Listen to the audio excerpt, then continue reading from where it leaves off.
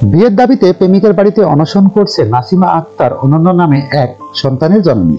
দাবি না মানলে কীটনাশক খেয়ে আত্মহত্যার হুমকি দিচ্ছেন তিনি। এদিকে তাকে দেখে পালিয়েছে পরিবারের বাবা মা সহ পরিবারের লোকজন। এ বিষয়ে অনন্যা থানায় লিখিত অভিযোগ করেছেন। শুক্রবার 20 ডিসেম্বর সকালে এ ঘটনাটি ঘটেছে প্রেমিকের বাড়ি নোয়াখালী হাতিয়ার চর ঈশ্বর ইউনিয়নের গামছাখালী গ্রামে। জানা যায়, প্রেমিক আতিকুল ইসলাম রাসেল 25 একই এলাকার শের আলীর ছেলে। প্রেমিকা নাসিমা আক্তার অনন্য ভোলা জেলার সদর উপজেলার পৌর কাঠালী এলাকার মৃত আজিজুল ইসলামের মেয়ে। ঘটনাটি জানাজানির পর এলাকায় চাঞ্চল্যের সৃষ্টি হয়েছে। সকালে সরজমিনে গিয়ে দেখা যায়, বোরকা পরিহিত মহিলা ঘরের সামনে বসে আছে। এলাকার অনেক নারী পুরুষ তাকে দেখতে এসেছে। এ সময় প্রেমিক রাসেলদের পরিবারের কাউকে পাওয়া যায়নি। তাদের ঘরের দরজা বন্ধ থাকতে দেখা যায়। স্থানীয়রা জানায়, নাসিমা আক্তার অনন্য নামের মেয়েটি সকাল থেকে রাসেলদের বাড়িতে অবস্থান করছে। তাকে বিয়ে না করা হলে সে বিষ পান করে আত্মহত্যার হুমকি দিচ্ছেন অনন্যা। এ ঘটনায় ছেলের পরিবারের সবাই পালিয়েছে। এলাকার লোকজন তাদের সঙ্গে যোগাযোগ করার চেষ্টা করছে। ছেলের পরিবার বিষয়টি মেনে নিচ্ছে না। ইতিমধ্যে থানা থেকে পুলিশের লোকজন এসেছে। প্রেমিক অনন্যার সঙ্গে এসেছে তার বোনের জামাই ইসরাফিল। ইসরাফিল বলেছেন, 4 বছর আগে ঢাকাতে গার্মেন্টসের চাকরির সুবাদে তাদের দুজনের পরিচয় হয়।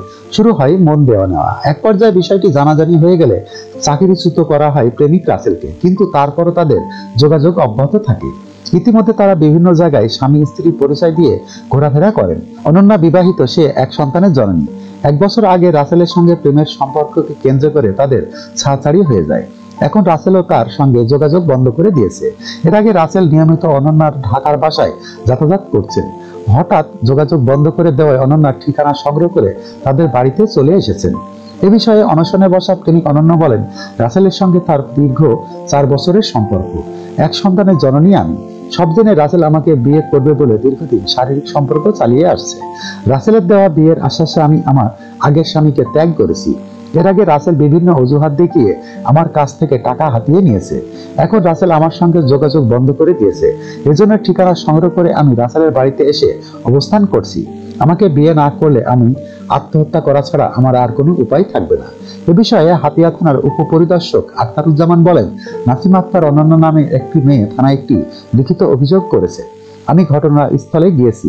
রাসেলের পরিবারের সবাই পালিয়েছে। বিষয়টি মীমাংসার জন্য ছেলেপক্ষের খোঁজ করা হচ্ছে।